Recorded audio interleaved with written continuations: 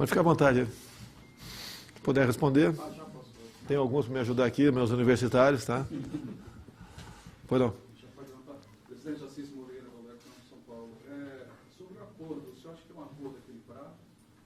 Os dois ganham de maneira equilibrada, e em segundo lugar, o senhor acha que esse acordo, chamando isso feito com a União Europeia, ele pode atrair outros acordos a pelos Estados Unidos, já que... Bem, vamos lá. Foi fechado, acho que há 12 horas atrás, aproximadamente.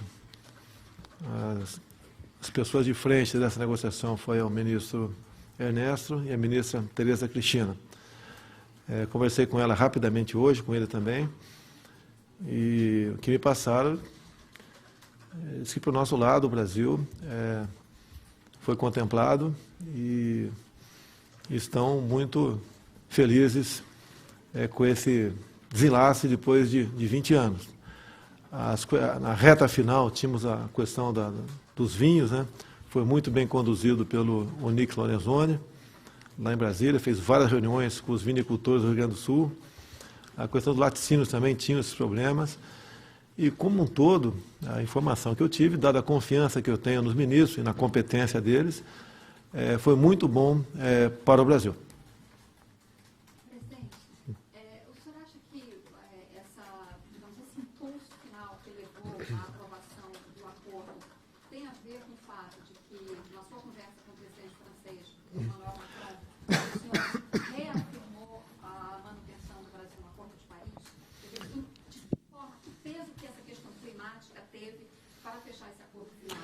Bem, tivemos pela mídia uma posição da senhora Angela Merkel, que ela iria me procurar para tirar satisfações, né, na questão de questões climáticas no Brasil. Tomei conhecimento, dei uma resposta nas nossas mídias sociais e houve um encontro nosso aqui em Osaka.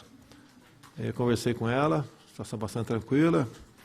Ela, no momento, arregalava os olhos, mas, de maneira bastante cordial, mostramos que o Brasil mudou o governo e é um país que vai ser respeitado. E falei para ela também na questão da psicose ambientalista que existe para conosco.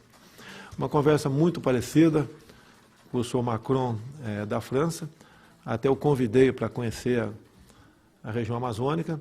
Falei para ele uma viagem de Boa Vista a Manaus, um pouco mais de 2 horas, e a gente pode até voar a uma altura mais baixa, demoraria até mais tempo, um avião da Força Aérea.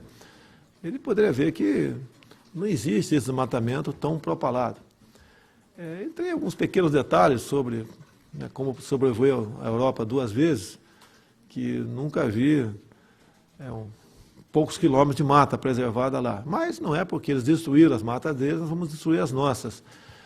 Convidei a Angela Merkel para explorar de forma racional, sustentável a nossa Amazônia. Ela regalou os olhos também, mas eles tiveram uma conversa comigo, os dois juntos, dá uns 40 minutos total, bastante esclarecedora. E eles se alimentam, se informam muitas vezes por matérias de ONGs que têm seus interesses pessoais no Brasil. A questão do clima foi discutido de forma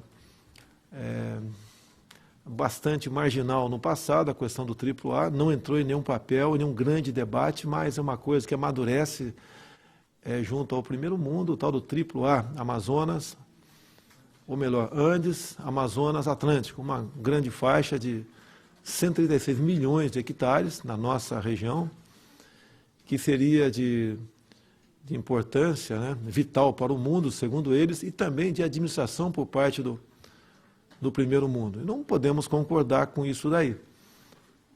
Paralelamente também temos as grandes reservas indígenas. Você pega uma reserva Yanomami, 2 vezes o tamanho do Rio de Janeiro, maior muitas vezes que muitos países europeus, mas riquíssimo em tudo, em tântalo, em nióbio, em ouro, diamante, urânio, tudo que você possa se imaginar. E o nosso entendimento no Brasil, em especial por parte das Forças Armadas, a qual eu tenho a minha origem, há uma preocupação com a integridade do nosso território e de modo que seja cada vez mais garantida a nossa indivisibilidade. Então, esses interesses de fora existe, a preocupação por parte das Forças Armadas aqui também, e eu, como chefe supremo das Forças Armadas, comungo das ideias desde há muito. Então, essas questões todas, a gente conversa, abre o jogo e entendam ou não, né? Nós damos nosso recado. Agora, eu quero dizer que não só Angela Merkel como Macron estão fazendo o papel certo, estão defendendo o interesse dos seus países. Se o governo brasileiro, os presidentes que nos antecederam, tivessem defendendo o interesse do Brasil, não teríamos chegado numa situação como essa. Presidente, só repetindo a minha primeira pergunta. Sim. O senhor acha que esse acordo da União Europeia... Faltou de responder. Eu acho que é uma operação dominó. Com toda certeza, outros países terão interesse em negociar conosco, né? O Japão mesmo, aqui, um órgão de imprensa falou que eu fui passear no primeiro dia, né? Eu fui recomendado a não dormir no primeiro dia, para poder dormir durante o dia, que seria no Brasil, e estar em condições de enfrentar a maratona de reuniões. Eu fui numa churrascaria assim, e com todo respeito ao povo japonês aqui, quem come um churrasco de carne australiana, de carne brasileira, é uma enorme diferença. É uma enorme diferença. Vocês mesmo, sem ser bairrista, sem querer ser um brasileiro, né, radical aí, há uma diferença enorme, né? Agora, vamos trabalhar nesse sentido. Falei em 2 momentos, falei sobre churrasco, né, com a população, com pessoas importantes na mesa, com japoneses, e disso daí. Então, eu estou aguçando a curiosidade deles para comer um churrasco brasileiro. Quem sabe o nosso comércio da carne aqui tenha sucesso no futuro. Mas o senhor acha que tem possibilidade de acordo ou de lançamento de negociação Tem. com os Estados Unidos? O que eu vejo com o Trump, né?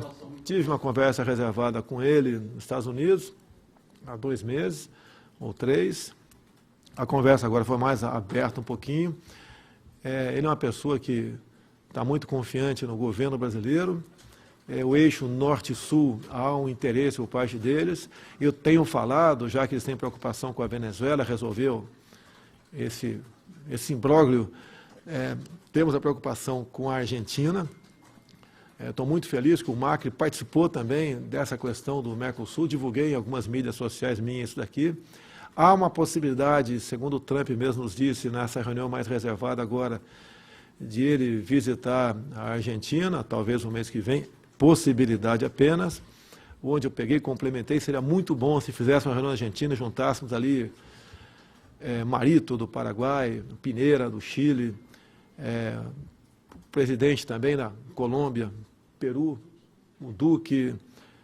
Então seria isso aí, pode ser que ocorra essa reunião nossa, que afinal de contas, né, queiram ou não, a América do Sul, graças a Deus, está deixando um pouco a esquerda, indo para o centro, e em alguns casos, centro-direita. Presidente, só voltando rapidamente a questão das mudanças climáticas, Tá. do meio ambiente, no acordo do Brasil e todos os signatários do acordo deixam claro que se comprometem com o cumprimento das metas do Acordo de Paris. Essa questão foi, como o senhor mencionou, questionada pela chanceler Angela Merkel, pelo Macron. Esse acordo deixa claro de uma vez por todas que o governo Bolsonaro vai se manter no acordo até o final? No momento, estamos no acordo. Falei com a Angela Merkel, a Alemanha não vai cumprir isso que está no acordo, no tocante a energias fósseis. Você pode ver, aproximadamente, né, o que cada brasileiro bota para fora ou produz CO2,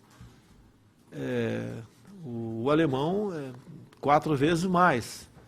A nossa matriz energética é muito voltada, em torno de 50%, eu não tenho o percentual exato aqui, mas bem grande, para fontes de energia de energias renováveis, enquanto que a Alemanha continua fóssil ainda.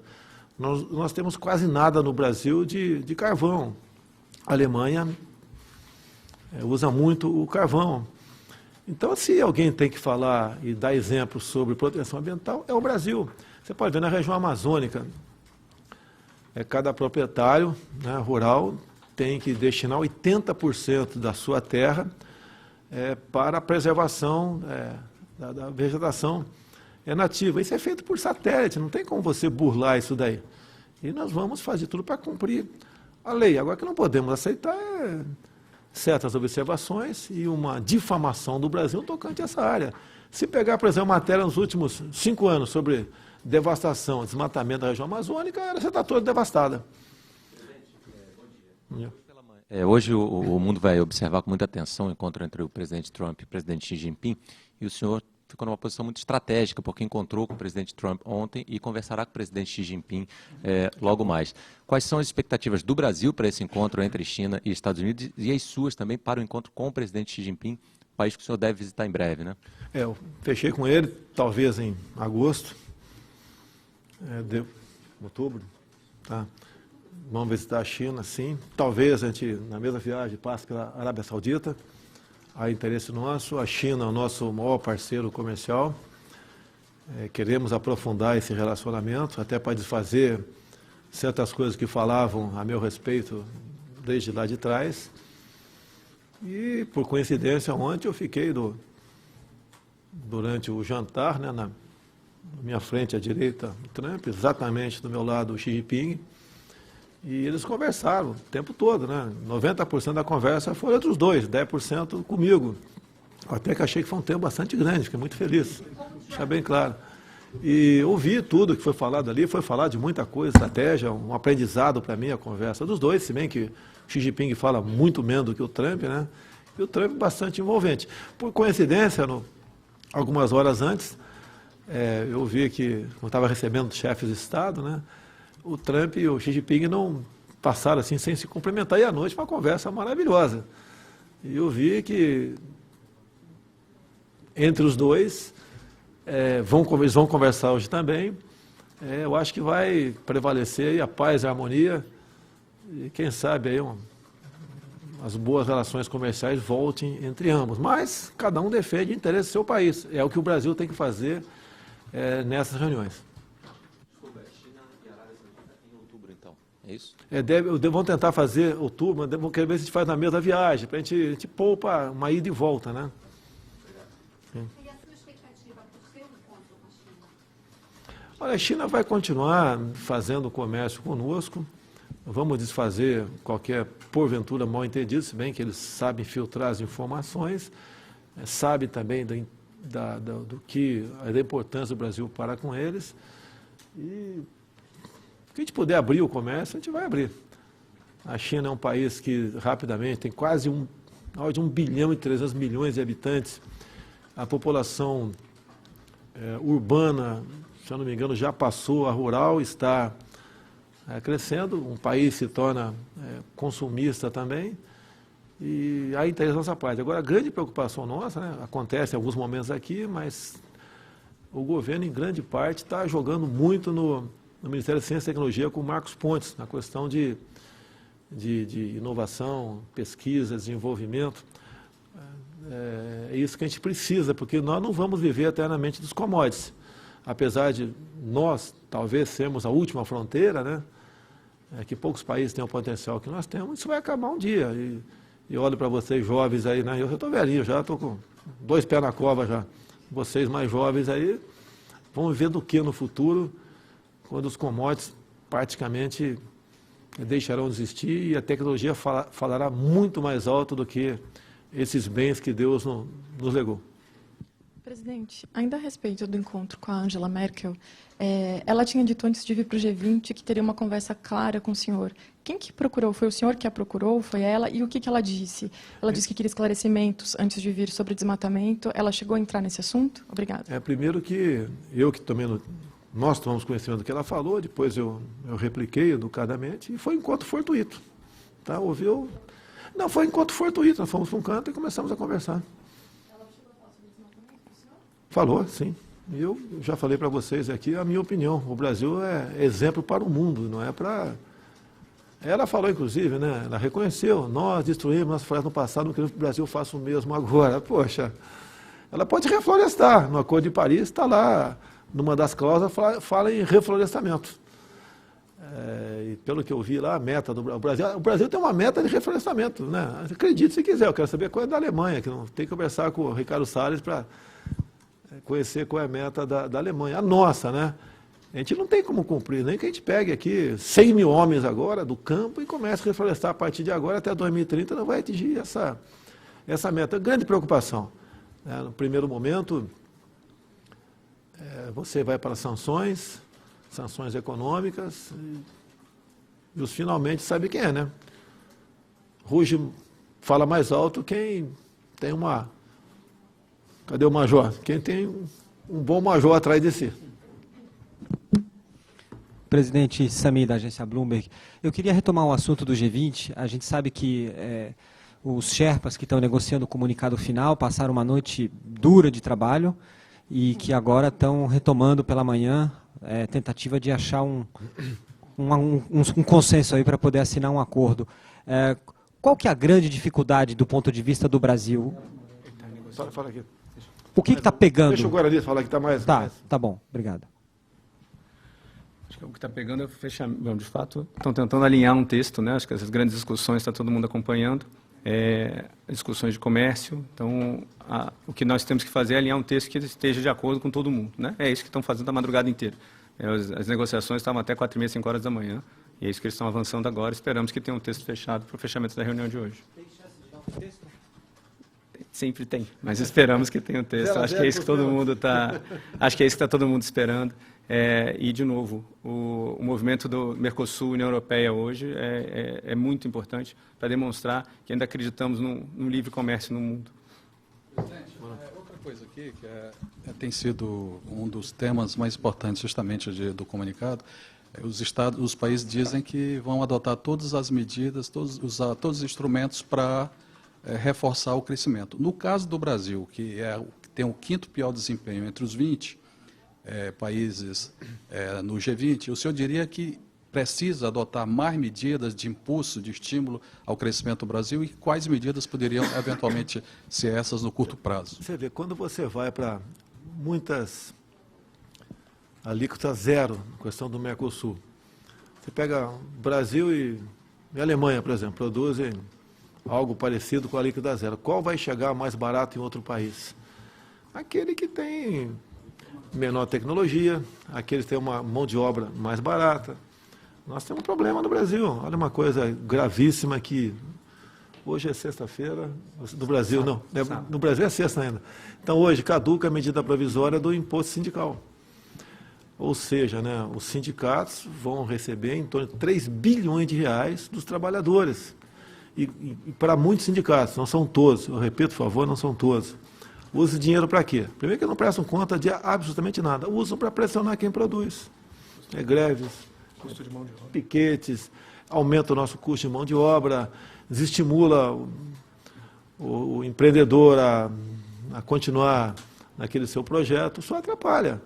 Agora, eu lamento com a medida provisória caduque na Câmara, porque a gente sabe que parte dos líderes, resolveram não encaminhar para a comissão especial o nome dos seus liderados. Daí ela caducou. Eu poderia até caducar, a gente aceitaria, sem problema nenhum, né? A democracia é isso. Mas que ela fosse a plenária e fosse derrubado no voto. Duvido que fosse derrubado no voto. Duvido. O parlamento ia ratificar a nossa medida provisória. Perde a classe produtora, perde o Brasil, perde em competitividade o nosso Brasil. A gente não pode brincar com essas questões, né? Ignorar, fazer acordos, né? Porque todos nós perdemos. Você pode ver, acabei de falar ali alíquota zero, né?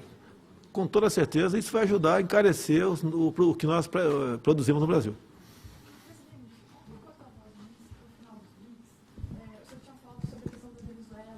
Tá. Não, foi bastante, foi en passant. Eu estava na presença aí do nosso presidente da Rússia, tá certo? E eu vi que não era um momento de você ser um pouco mais agressivo nessa questão. Porque a Rússia, alguns aviões militares têm passado pela Venezuela, que está bastante complicada a situação, há uma presença muito forte de aproximadamente 60 mil cubanos lá dentro. Cuba recebe ainda grande quantidade de petróleo da Venezuela. Hezbollah tem células lá dentro, tem as milícias, tem um exército cuja cúpula são generais narcotraficantes. Então, essa série de interesses, né, lá na Venezuela, e tendo em vista a fraqueza de Maduro, temos uma ditadura bastante forte lá. Então, não atingiria meu objetivo com um posicionamento meu nesse sentido. Nós sabemos que quem decide o futuro do mundo são as potências nucleares. Então, da minha parte, eu não quis polemizar com o senhor Putin, com a potência nuclear, tá certo? E tocamos o barco. Como eu disse agora há pouco, parabéns aos chefes de Estado que lutam pelo interesse dos seus países. Nós temos que nos preocupar aqui para que o Brasil, que estava a um passo de uma venezualização, não ocorra no futuro.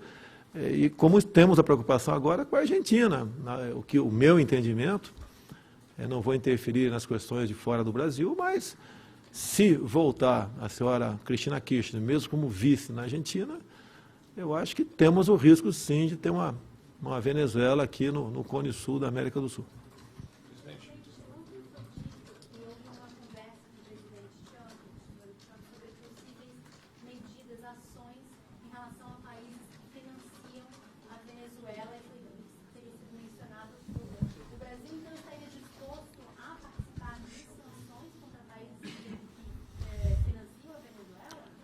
Olha, eu tenho a minha posição a respeito disso.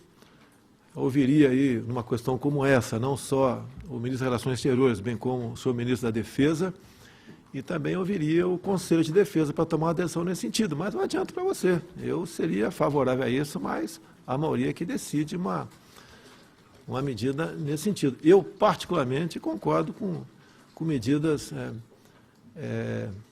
dessa natureza, né, de embargos, contra países que estão alinhados com a Venezuela e que não têm qualquer compromisso com a democracia ou com a liberdade. Agora, a China, a última pergunta,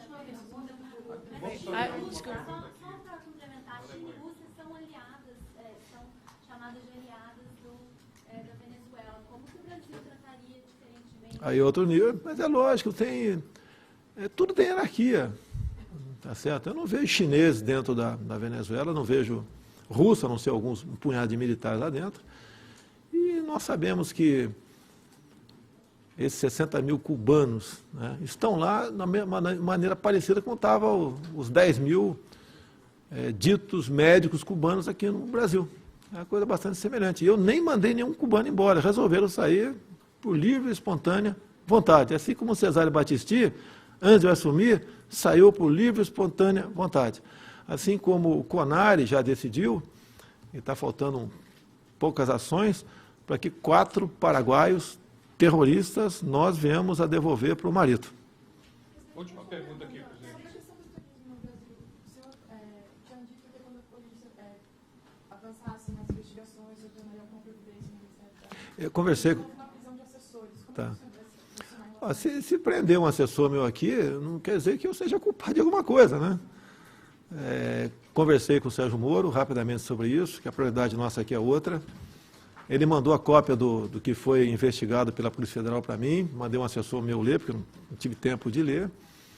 E voltando ao Brasil, vou me reunir com o Sérgio Moro, e o que eu acertei com o Moro depois das eleições do ano passado, quando ele aceitou ser ministro, impôs, logicamente, né, algumas condições, o que é natural. Ele perguntou para mim lá atrás, se uma investigação da PF atingir integrante do primeiro escalão teu, ministro, qual vai ser o seu procedimento? Vai tentar abafar ou deixa o processo seguir? Falei, deixa seguir. E o que eu falei para o Moro também, ele já está tomando providência, uma coisa muito importante. A acusação em cima do Marcelo Vantônio é tendo em vista uma candidata que recebeu uma importância grande, né, de recursos do fundo partidário e teve uma quantidade ínfima de votos. O mesmo coisa, ou mais grave, acontecer em quase todos os outros partidos. Então, o que eu falei para ele, determino a partir de agora, que determine a Polícia Federal que investigue todos os partidos onde candidatas receberam recursos enormes, grandes, e tiveram uma votação bastante pequena. Então, tem que valer para todo mundo. Não ficar fazendo pressão em cima do PSL para tentar me atingir. Bom dia, bom dia. Bom dia, Moro, senhor presidente. Em quem eu não confio, está fora do governo. Confio no Moro, sim. Por enquanto, não tem nada. Uma vez tendo, né, como conversado com o Moro lá atrás, qualquer coisa mais robusta contra uma ação irregular de ministro, as providências vão ser tomadas da nossa parte. Bom dia, presidente. Eu sou Catarina Peters. Até segunda-feira, até segunda-feira os 22 são ministros. Bom dia, eu sou Catarina Peters, do Spiegel da Alemanha. Please allow me to pose my question in English, and please allow me to go back to the free trade agreement. Ajuda aí. Is this also a signal towards President Trump that a large part of the world still believes in free trade? And a second question, do you think there is a certain arrogance of a few European countries like Germany in dealing with Brazil?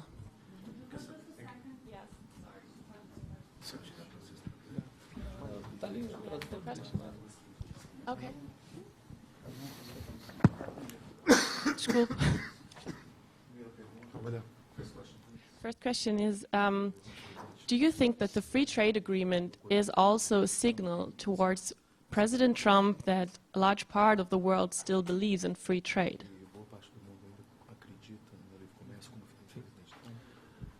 Olha, durante a minha pré-campanha e campanha, a imprensa duvidava que eu seria convertido ao livre mercado.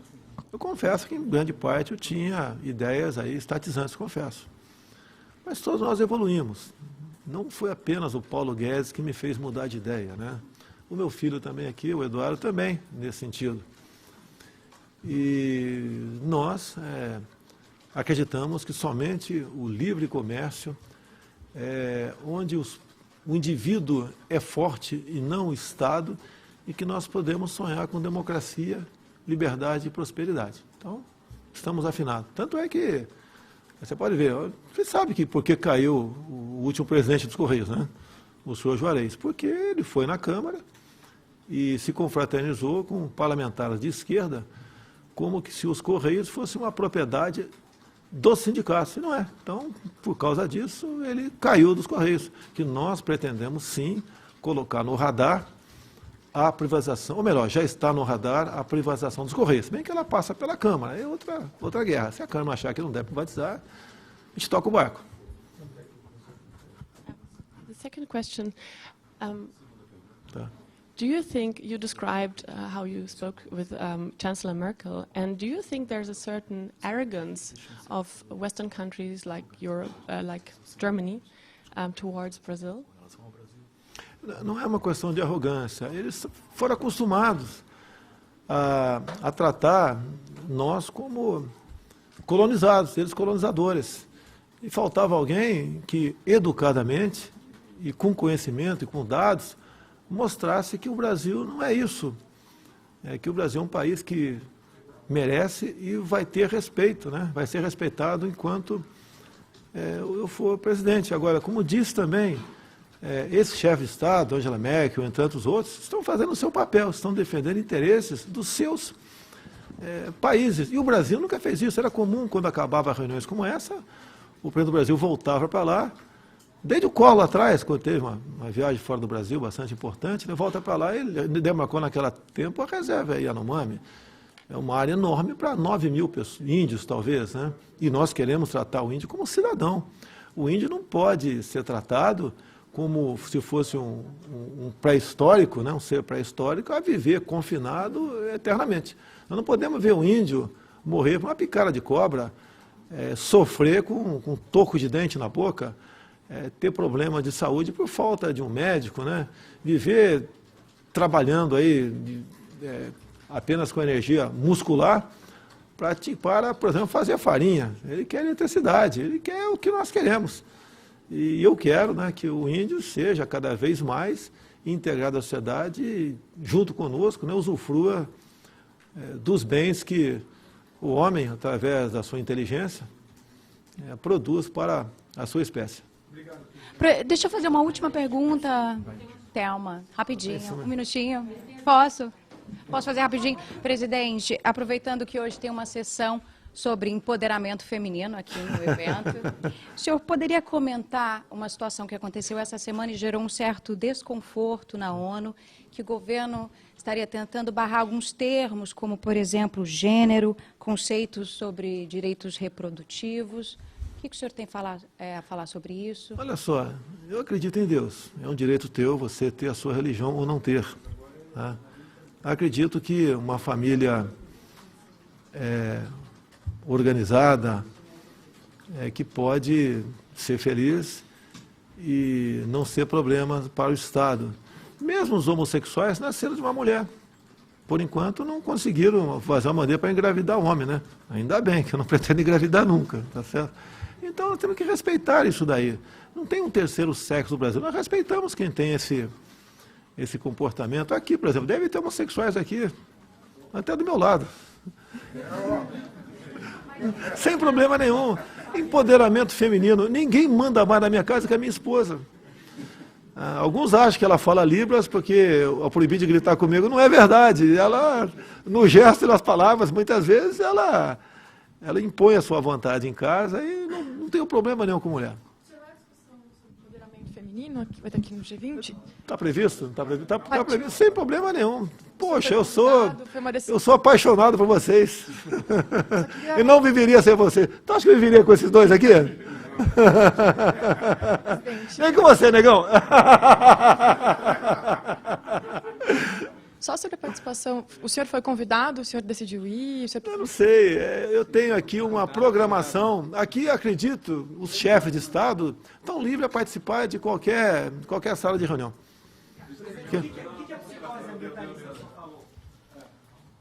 Cadê o livro? Está aí? Tem um livro aqui do príncipe Olhamba. É aquele cara que acha que o meio ambiente está acima de tudo. Nós temos como conviver com o meio ambiente casado com o progresso e desenvolvimento. Só isso. Tem um livro aqui. Tá. Pessoal, tudo bem? Dá licença aí.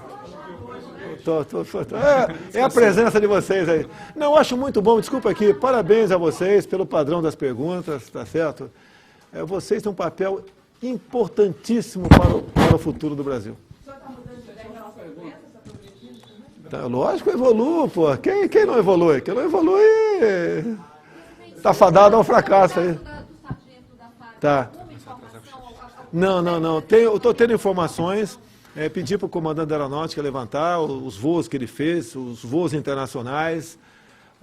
Logicamente, entra na vida pessoal dele agora, condomínio, se devia, não devia, sinais exteriores de riqueza, levantar tudo isso aí. E, obviamente, o que nós queremos das Forças Armadas é que não apenas o sargento, né, seja levantado aí toda essa rede, com toda certeza, existe pela quantidade de drogas na qual ele está no meio dela.